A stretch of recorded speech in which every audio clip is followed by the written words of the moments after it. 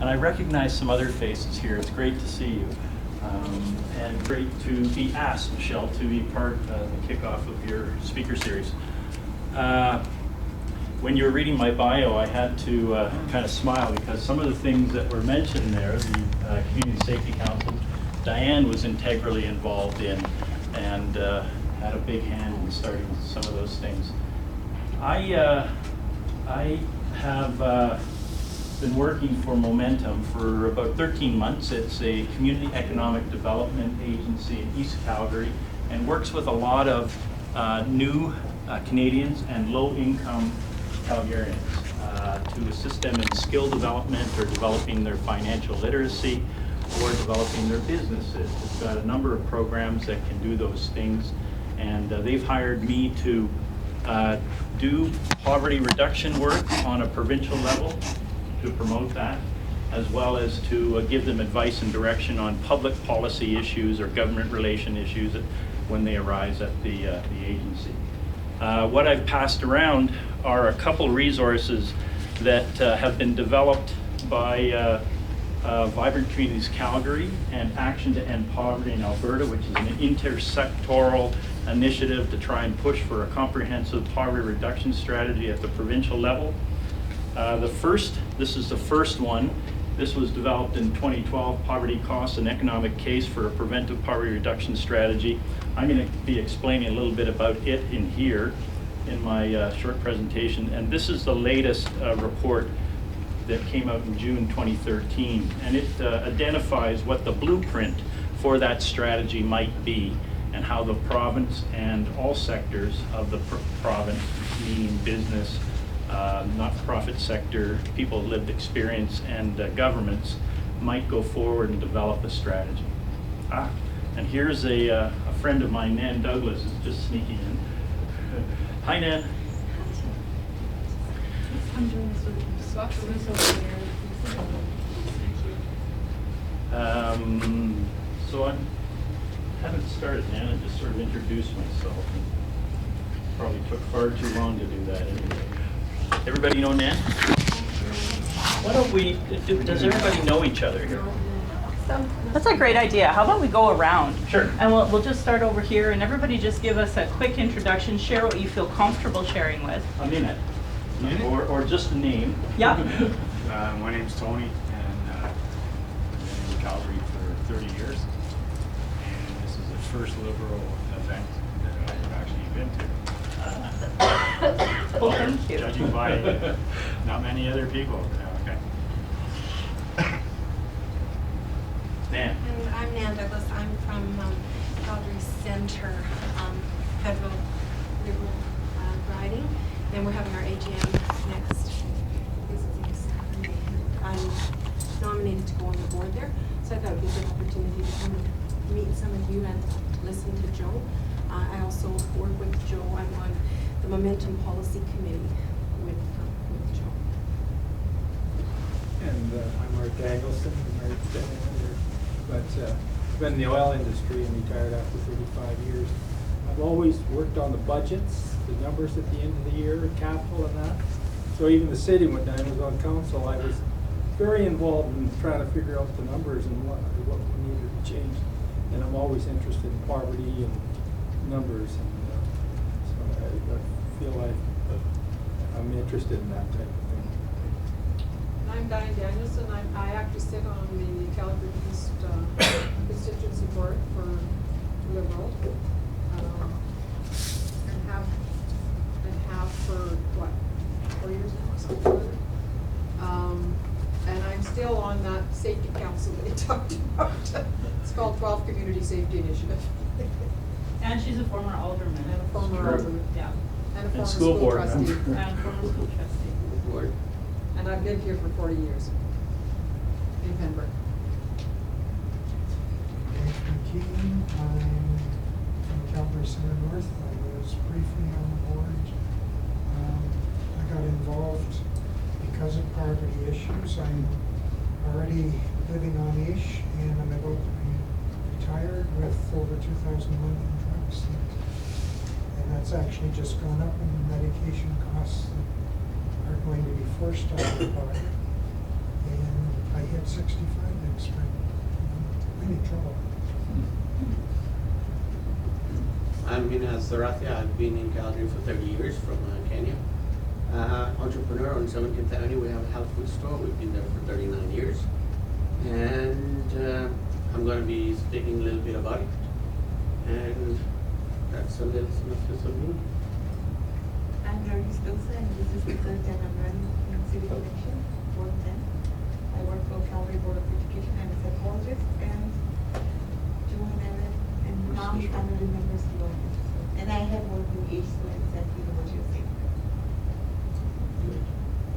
Thank you. I'm Shell Robinson. I'm the organizer of this event, and I'm hoping that we can develop a really great policy from this. I recently got hired by 12 CSI actually as an Aboriginal crime prevention liaison.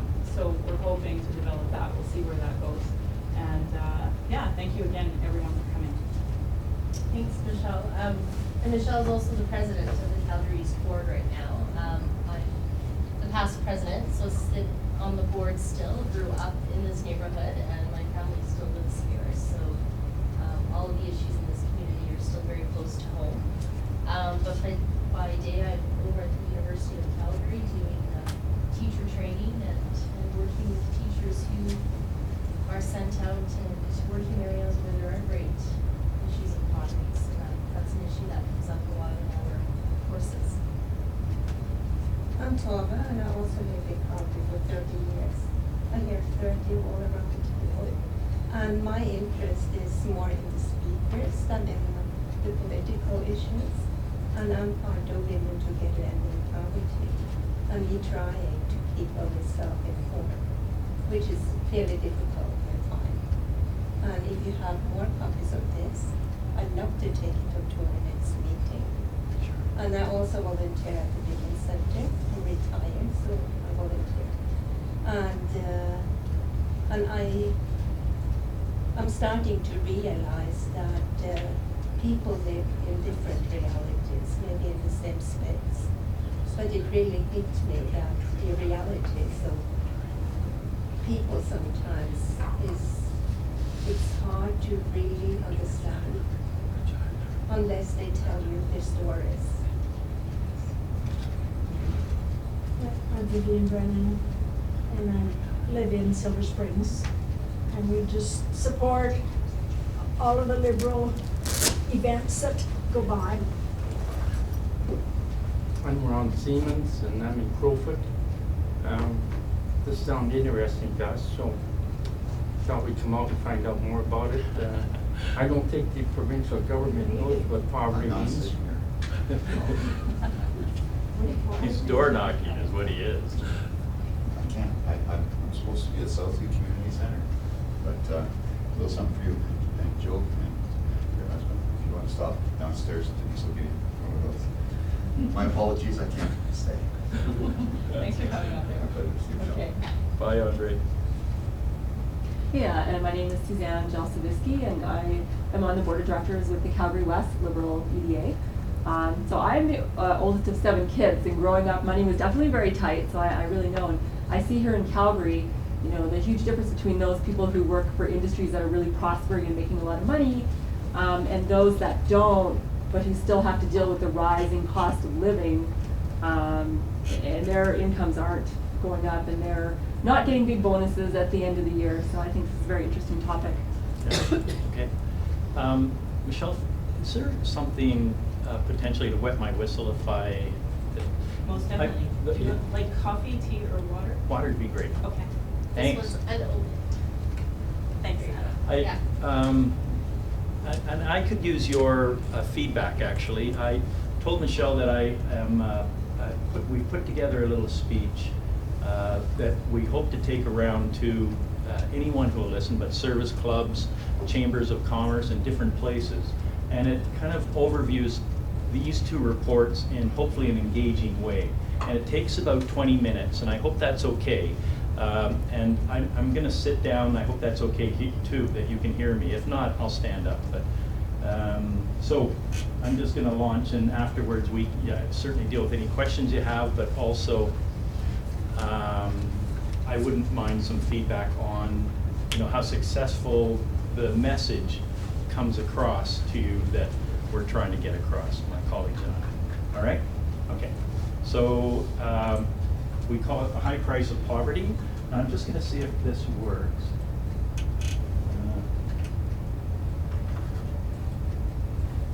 May have to. How does that work? Maybe I. Okay, it does. It's hard to believe that so many of you have come to listen to a talk about poverty. So whatever marketing lies we told you to get you here were worth it. There are no free donuts that I know of, but now that you're here, you might as well stay. Poverty is a subject people are inclined to turn a blind eye and a deaf ear to, because any way you slice it, poverty is a bummer. And it's a pervasive bummer. Now, that didn't change things.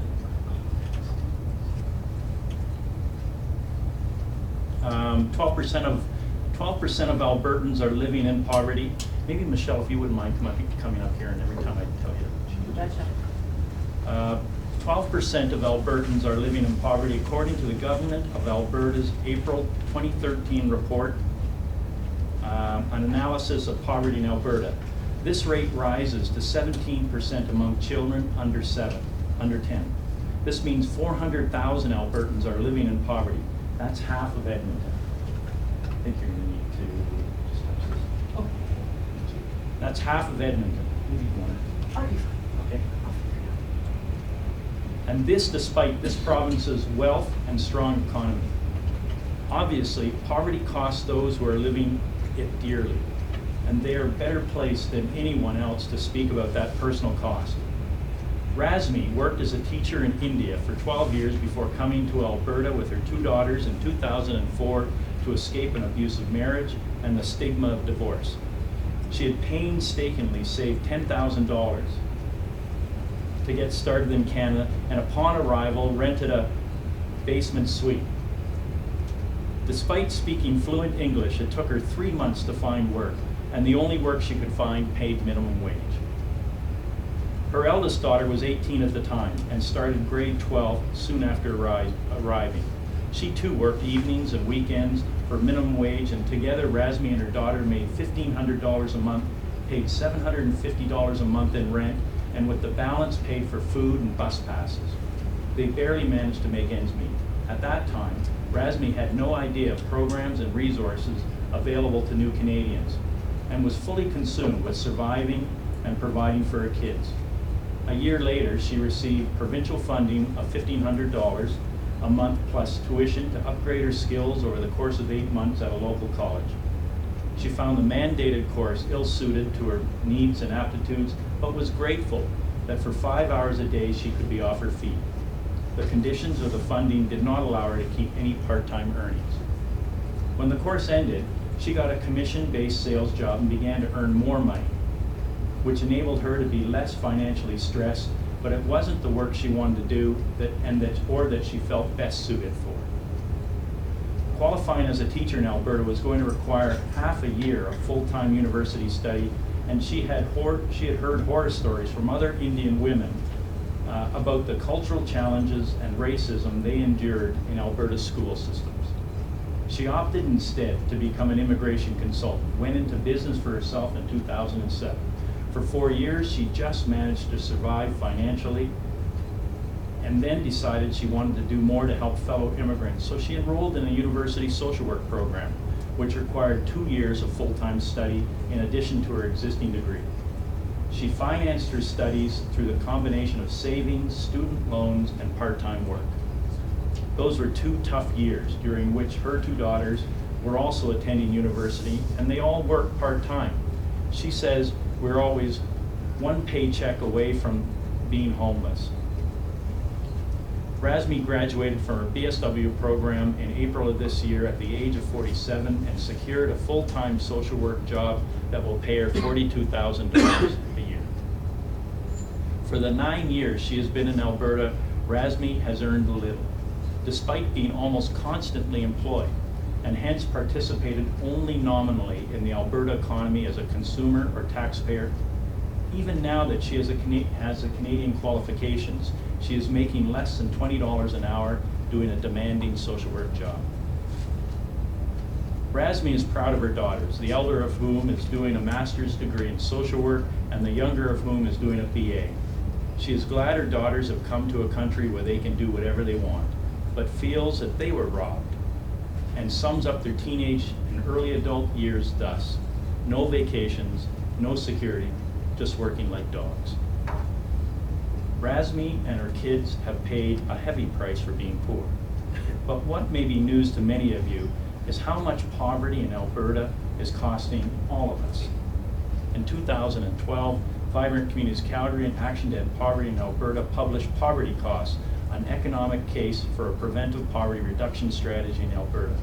The report found that poverty is costing Albertans $7.1 to $9.5 billion annually.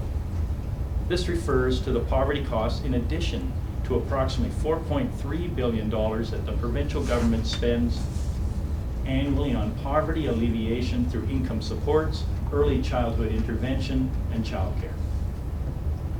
So how was this staggering figure of $7.1 to $9.5 billion arrived at? We borrowed a methodology employed in other provinces, which involves theoretically raising the incomes of the lowest income earners to the level of the second lowest income earners in the province, and then tallied up the unexpected private and public savings. You can dig into the nuts and bolts of the calculations by picking up a hard copy of the report here after the presentation or downloading it from our website.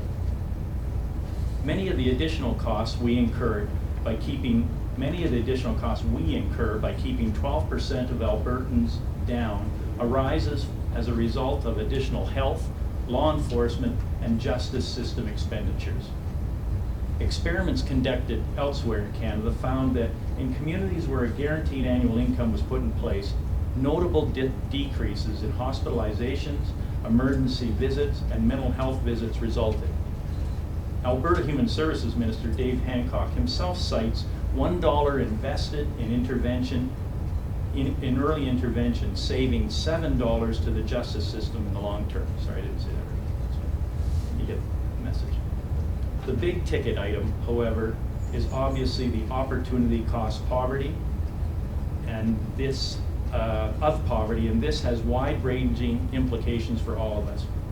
It refers to the opportunity costs associated with lost private revenue when individuals are underemployed, as well as lost tax revenue that results. It refers to Razmi and people in her circumstance. It means that people in poverty are earning, saving, and spending very little, if at all, and contributing little or nothing to the tax base. For those individuals, this situation represents a loss of dignity, choice, and possibility. For the province of Alberta, it means the full social and economic participation of 12% of our society is thwarted, and this is a real stick in the spokes of the wheels of the economy. Razmi's story has a comparatively happy ending, but despite the demographic odds, she and her kids never became homeless. Her kids didn't have encounters with the criminal justice system, and to date, the stress and strain of the last 9 years has not resulted in physical or mental health issues. But despite all that she has accomplished, Razmi is the face of the working poor. As a province, we have let this very capable woman's contributions slip through our fingers for nearly a decade. It is a comforting fiction for the rest of us that the poor have a fatal flaw that we don't, or make bad choices that we wouldn't, but a fiction it remains. This reasoning, followed to its logical conclusion, would mean that Razmi shouldn't have been born Indian, or female, or married an abuser, or had kids with him, or divorced them, or been an immigrant. All those aspects of her very identity are the factors that demographically increase her likelihood of experiencing poverty, and there is no reason we should accept that it has to be this way. Much as many of us may embrace the mythology of adversity being character building, The fact is that an Albertan earning minimum wage today and working 40 hours a week and 50 weeks a year is going to make $19,500 a year, which is $2,633 below the low income cutoff for an individual living in a city. That isn't character building. It's tiring, dispiriting, and degrading. The experience of the working poor weakens us all by not giving individuals scope to realize their full potential and by limiting their contributions to the economy. The lost opportunity costs in Alberta are compounded by a number of features that serve to keep the Alberta poor right where they are and keep the taxpayer price tag so high. Alberta has the dubious distinction of having the widest income gap in the entire country, with Calgary singled out for special mention as a nationwide municipal leader of the pack. Alberta has the lowest legislated minimum wage in the country, and this despite some municipalities in the province having some of the highest costs of living in the country. Alberta also has the lowest income support rates in Canada for all categories of clients. We know that Albertans work more hours per year than anywhere else in the country, that low-wage work is increasingly concentrated among women, newcomers, racialized groups, and among those who work part-time, often at more than one job and without benefits and workplace security. Unless you thought I might be finished, allow me to add that Alberta has the widest gender pay gap in the country, with women earning 68 cents on every male dollar. 7.1 to 9.5 billion dollars is an abstract sum for most of us, so it may help to think of it as more than the province's entire education budget. Obviously, it's not cheap to keep people in poverty.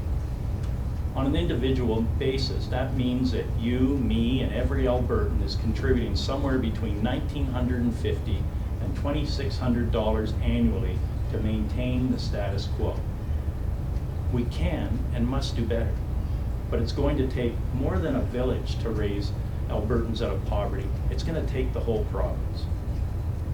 Happily, I'm here to tell you that there is a sea change occurring. A growing number of people are seeing that poverty doesn't have to always be with us, that resignation on this score is unacceptable, and that there's a lot we can do towards a solution. All of us have a role to play in reducing poverty, and once you allow your imagination to engage in poverty reduction, opportunities to make a difference in this issue will reveal themselves everywhere. Municipalities in Alberta are really leading the charge on this issue because while many of the relevant issues are outside their jurisdictions, they recognize that poverty is costing municipalities too, and that there are many effective things they can do towards poverty reduction. On an even smaller scale, communities are great at inclusion, engagement, and context-based strategies, and for many, that is the best way to contribute. Trust me on this. A lot of bright and inventive people in your town, city, or community are already engaged in poverty reduction, and many more are standing by ready to roll up their sleeves and get going on this. There is very likely an existing poverty reduction roundtable near you, and if there isn't, start one. I'll be delighted to talk to you after the presentation about what's going on in your area and give you suggestions on how you can become part of the solution where you live. Nonprofit and human service agencies do heroic battle on the front lines of poverty reduction and know better than most of us what this struggle is. These agencies also need to be part of the bigger struggle of ending poverty on a systemic level. Nonprofits and human service agencies need to lift their heads up from their caseload intense daily realities and perceive the bigger picture. They are better placed than just about anyone to recognize what poverty costs us all, what a vicious circle poverty alleviation is, and how important poverty reduction strategies across Canada and in Alberta are. There is no end to the ways that agencies can also work better together to coordinate efforts and increase the effectiveness of the whole sector, and there is no reason not to start today. Businesses also need to recognize that the widening income gap is costing us all. Many Alberta businesses donate generously to human service agencies, which is all well and good, but the business community could be doing so much more. That's just one example. First Calgary Financial has identified four core areas of focus for its community investment efforts. One of these, financial literacy and community economic development, means that the institution plays to its strengths and leverages its expertise by partnering strategically with local agencies serving adults and children who need to develop financial literacy. The Barriers to Banking program, run as a partnership between First Calgary, Momentum, and Downstage Theatre, finds ways to assist those on low incomes who face multiple challenges and are therefore unbanked or underbanked through a combination of teaching and experiential role playing. Two other programs First Calgary supports target specifically women and youth and educate and foster a commitment to philanthropy so that these women and youth can be leaders of giving tomorrow. First Calgary is also partnered with Attainable Homes Calgary and is one of the program's preferred lenders, offering discounted mortgage rates to Calgarians who qualify on the basis of income. Nope. As one of Vibrant Community's living wage leaders, First Calgary also pays all of its staff, permanent and contractual, a living wage. Vibrant Communities has established $14.50 an hour without benefits, or $13 an hour with benefits as a living wage for Calgarians. First Calgary established a strategic plan in 2010 to set concrete goals to meet and policies to respect in social, environmental, and economic terms, and playing a part in poverty prevention is a large component of that commitment. In meeting these goals, it has forged imaginative alliances and co-created appropriate and effective means of beating poverty. There are tangible and important things all employers can do by engaging their imaginations to think of how their expertise and values can serve their communities in ways which complement the business activities they're engaged in. Some immediate ways all businesses can begin to be part of the solution is by paying a living wage, adopting ethical procurement practices, and adopting progressive hiring practices to ensure diversity. Our current notion of what makes a good corporate citizen needs to be dramatically expanded, and businesses need to set the pace on this issue. If you're part of a financial institution, find a concrete way to increase financial literacy among Albertans who need that help. If you're a food retailer, source the products you sell locally and see that the profits and wages go to Albertans. Whatever your business activity, pay your employees a fair wage they can live on. As consumers and clients, all of us need to explore the practices of the businesses we patronize and show our support for the ones that really are walking the talk of a good corporate citizen. And finally, the provincial government has a big role to play in this issue. As the Minister of Human Services report of this year indicates, the Ministry of Human Services report of this year indicates, the provincial government fully grasps the costs of poverty to us all, to all of us, reflected not least in the government's election promise to reduce poverty in Alberta within 10 years and eliminate child poverty within 5 years. The provincial government's remit is income supports, skills training, education, policy, and legislation. While lots of other social structures have a role to play in poverty reduction, the government makes policy, and that is a big part of what's going to drive this issue. The Minister of Human Services will be traveling around the province this fall as part of a larger consultation with Albertans around poverty reduction. The provincial government's brand new social policy framework is great on paper, but it will only have an impact if it is fully implemented. And it is incumbent upon all of us to pay attention and speak up if it is not. We are the government, after all. If you do nothing else after you leave this talk, log on to the povertyreduction.alberta.ca website and give the provincial government your feedback on what it is doing and what you think it should be doing to address poverty in Alberta. Other provinces have begun the bold journey down the poverty prevention track. Quebec and Newfoundland and Nova Scotia have begun to shift from spending on poverty alleviation to channeling more money into poverty prevention by increasing supports for daycare, employment retraining, increasing income supports, and they have already seen decreased levels of poverty. In British Columbia, the Canadian Centre for Policy Alternatives has projected that a poverty reduction strategy in that province would cost less than continuing to alleviate poverty the way we're doing it here in Alberta. We can do that here in Alberta too. We can come up with a number. There is no reason we should be tolerating poverty in Alberta, and eliminating it is not, as Nelson Mandela said, a task of charity, but rather an act of justice. Besides the sheer injustice of poverty, we know that the status quo of an ever-widening income gap and 12% poverty is not only not working, but it's costing us dearly. It is also a much bigger problem than any level of government, any sector of our society or economy, or all the nonprofits in the land can address independently.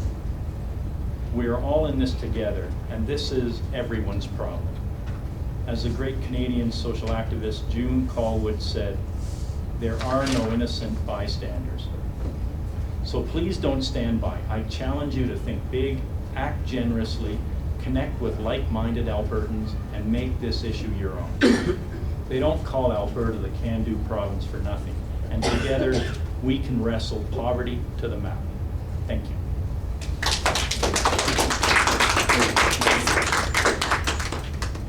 So how's that work, you think, if I take that out? I think that was great. It's good to have the personal example of the mother and the two kids. Mhm. Yeah. Did that really kind of ground it in reality for you? Yeah, because you could actually imagine that being a reality for new Canadians coming here. Joe, I have another example though. You have another, I would have another example, of because the stories are so important. And, another example of a working poor family? Yeah, and maybe more based here, rather than an immigrant coming in, just to balance it off. Because what it shows is that there's different issues for being poor. I mean, a lot of many in our community, they're one accident away from poverty. You know, it could be a step on the floor and they, a range, or anything. I'm there due to health. Yeah. Pardon me? I'm there due to health. You're there due to health. Yeah. Look at our seniors who have contributed so much all their lives and now are going back to look for work to maintain their basic needs. Right. So those are the ones that I would contribute. As a community social worker, I work with the elderly, and they are, I'm sorry, I don't mean to be insensitive, they are worse off than the refugees are at present. Yep. And that is a big, big issue. And I'm talking about Main Street. And there is that conflict, because he was talking about the medication. And I'll give you the light examples of some of the refugees who have come here very ill, with AIDS. We give them pills. One pill costs $128. One pill of that medication. Our seniors who have worked all their lives for 4 generations now, they cannot afford dentures.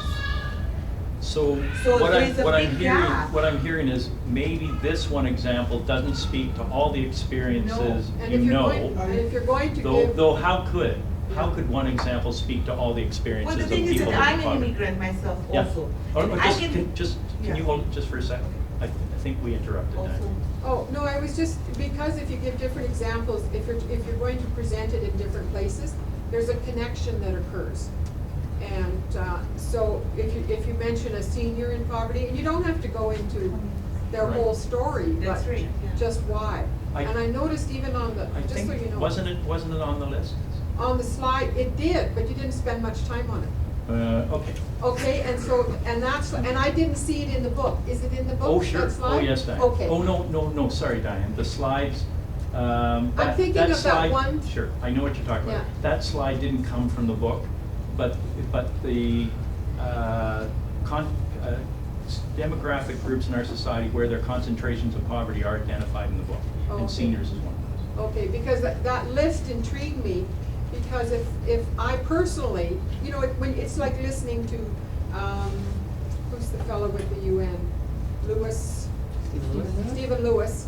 I mean, when you hear him talk, You're sometimes you comparing feel me favorably to Stephen. Well, sometimes you feel overwhelmed. You know, the message, you sometimes feel overwhelmed. But that Did you feel that list- with this? A little bit, but that list told me, when I looked through it, I thought maybe I could do something on that level. Okay. Because we're doing, like I'm doing something on early childhood development, which is one of the things in the program. So that just made me feel like I actually could do my little part. All right. Because Thanks. sometimes you do feel overwhelmed in issues like this. Let me hear from some other voices then. Yeah, okay. I'm just gonna mention, I believe the one slide on the Alberta minimum wage will have to be updated. $9.95, so Yeah, I know, 19. it's still the lowest. I know, $9.95, it went up September 1. Good. We did this just before. We'll change it. A couple points. Yeah. 3 points, actually. One of the more successful things was Ronald Reagan in California, about 15 years ago. He increased the wage, he increased the benefits to the poor, and made it easier for them to live. And he reduced the employment way down, and it made quite a difference. He was So very you're successful. saying Ronald more Reagan. benefits to those people who are on welfare? Yeah.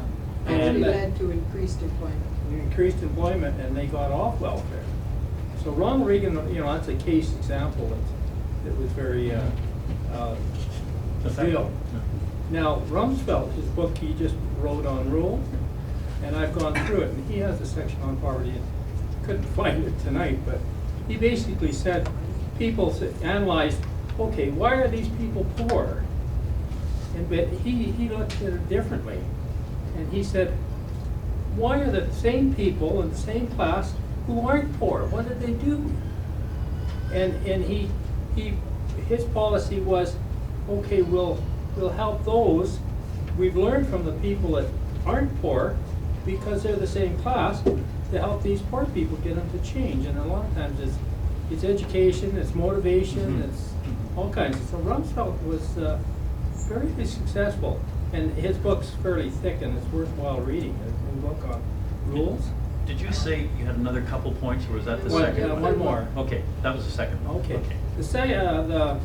The last one is, you know, you give something to someone for nothing, and what do you get back? It means nothing to them. And How does that's that relate been- to what I said, though? Pardon? How does it relate to what I'm talking Well, about? let me give you an example. Actually, my brother and one of the brothers in the will, he got $52,000. He didn't know how to spend it. How long do you think that money lasted him? I think he spent it faster than $1,000 a week. Three months. Yeah. He was broke, the same way he is today. So I'm saying, you gotta educate people. It's not just, and you gotta motivate them that they can do things. So you give somebody something for nothing, we'll take care of you, don't worry, sit back. That's probably the worst thing in the world, is to educate them, and, you know, it's, go ahead. Do you think we want to sit back and do nothing? Well, It is so outrageous to even think that people want to do nothing. It's an insult. Yeah, it is actually. An And absolute to bring up insult. Ronald So- Reagan, so what- we're suffering this because of that trickle-down effect that he started in That's the early right. '80s. Yeah, it is. So, I mean. There's a bringing up couple him as- nuggets, so in the stuff you're talking about. Two of them are that education and support makes a big difference in people's lives. And motivation. Motivation, okay, those two. Education is power. Education is power. Yeah, but You motivation can teach, too. you can teach them how to fish, but do not feed them fish every day. So it's an example, I right? like, okay, I'm going around getting some feedback on what I shared with you. That would be helpful. Well, you talked about, you mentioned participate as a consumer. Yes. And I thought that's a great selling point to people who believe that poverty is a charitable donation, that Mhm. they actually invest in their own system as a capitalist.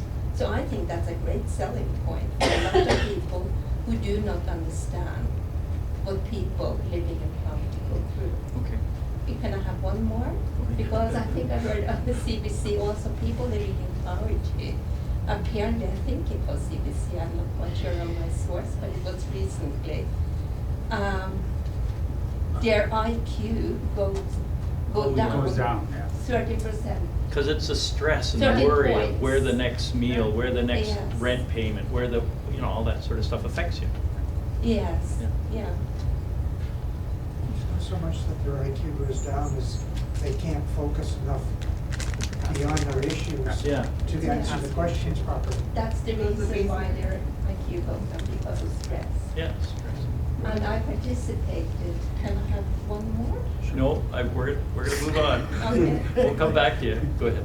So I did not know that First Calgary had this program in place, and that's very valuable. And I'm just wondering, how could you get that word out to make people more aware, or are there lists or a reference point where you could find out the companies that do Yes. actually make effort and, Make it. like you mentioned a few when you go to the Right. website, maybe you So I can can kind tell of you direct quickly people. where you can find them. Okay. Vibrant Communities Calgary's website, under Living Wage Leaders, they're companies who believe in paying their employees and contractors a living wage, and they also give back to the community in other ways. So they're, if they're paying their contractors a living wage, you can pretty well assume that they've got their ethics in line around how they believe they should be participating as a company in the business sector. But I'm So- wondering, how could you market that? How could you get Oh. that word out to the general public? Make them more aware? I know First Calgary does. Yeah. They kind of put it on their marketing material that they Mhm. do these things. And I don't know elsewise, but I can take it under advisement, for sure. Thanks. Yes? Just to echo, Suzanne, what you were saying, you had a slide, Joe, listing people who are more prone to live in poverty. Right. And to counter that slide, I think it would be good for us to see actionable items that we can take as individuals. And that would also counter, I think, some of that oppressive feeling we have when we hear some of these statistics and we feel that we can't do anything. So some of the suggestions that you outlined, like sourcing produce close to home, with local growers and farmers, First Calgary. Excuse me, so if there were even more suggestions on a slide, Okay. I think that individuals would be able to see something that they could connect to and take away an actionable item. Thank you. So it was oppressive, what I was. No, not oppressive, but it. Yeah. But I did say now, on the other hand. Right, that feeling of what can we do because this is such a huge issue and a Yeah. problem, and what can I do as one person? Okay. Yeah, yeah. This is supposed to whet people's appetites too. It's not supposed to give them the whole meal in one go, Right. right? Yeah. But that was one of the issues, like even today I was talking to Stephanie, we were talking about Aboriginal traumatic experiences, and they have a course. And one of the things that she talked about was, she says you kind of get the history, but you also get a bit of closure. Mm. And that's sometimes when you're whetting the appetite, sometimes you go away feeling absolutely no closure. You just know it, you understand the issue a little more. But you really do want people to go out and act. Now, we happen to have I can recognize two good programs that we have right now. The Off to a Good Start specifically talks about the first 2,000 days of a child's life. And so that's just getting underway, and it's only in our area. And secondly, the International Avenue BRZ has spearheaded a program, and Momentum is a strong member of that, on cash stores, predatory lending. Right. And and I do know that we've even got through East Calgary Health, there's a group that's working with seniors, that's just working on senior issues. And I know it's been brought up, for instance, immigrants who are 65 all of a sudden have nothing, kind of thing. So, so there's lots of things that are percolating. And I do know, like, for instance, education now, it used to be the province says once you hit 18 you couldn't go to high school, and they now have changed their tune. You can go to 21 now, which was a good move. But we have the outreach program, and they can stay actually until 24. Oh, yeah. So folks, So there's lots of things, so that's what we need. I get your point, I think. I'm gonna try and wrap this up because Michelle has been really good with giving me this much time to test drive this with you, test drive this. If anything comes to mind that you want to get in touch with me to give me some feedback, please don't hesitate to use my email or phone. And I really appreciate the opportunity to try this out to the first group, actually. I've been doing it in front of my mirror. So this is the first live group that I've had the opportunity to, and I'm taking away several ideas of potentially how I can adapt this to make it more engaging.